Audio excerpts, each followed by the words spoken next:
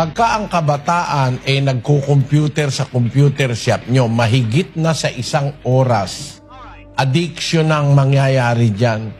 Grabe yan, parang drugs eh. Grabe yan, parang alak eh. Yung addiction sa computer games. Grabe yan. Ang sama niyang computer games na yan. Sa Australia, meron silang list ng prohibited computer games. Ibinaban ng Australia. Maganda yung idiwa ng Australia eh.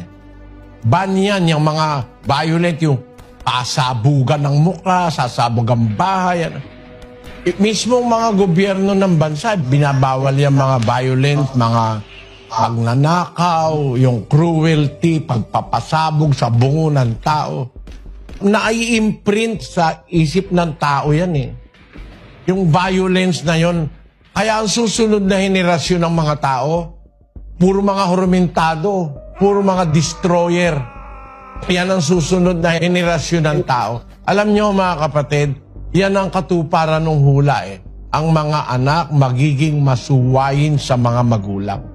Umagap tayo sa ating mga anak, mga kapatid. Mag-isip kayo ng mga physical activities na pagkakaabalahan ng kabataan. Huwag ang computer games. Yung mga related sa healthy physical activities at saka yung mga activities na may kinalaman sa mga salita ng Diyos. Kasi unang-una, sabi ng Biblia, alalahanin mo ang may lalang sa iyo sa kaarawan ng iyong kabataan. Eh ano nangyayari sa mga bata ngayon? Wala nang bahagi ang Diyos sa buhay ng kabataan ngayon. Computer games na. Napakasama niyan.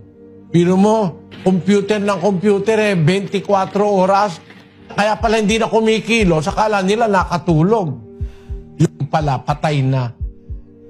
Brain dead na. Kasi, ang atin pong kaisipan may limit. Bawal kasi ng Biblia talaga yung mag-iisip ka ng higit sa nararapat o normal na pag-iisip.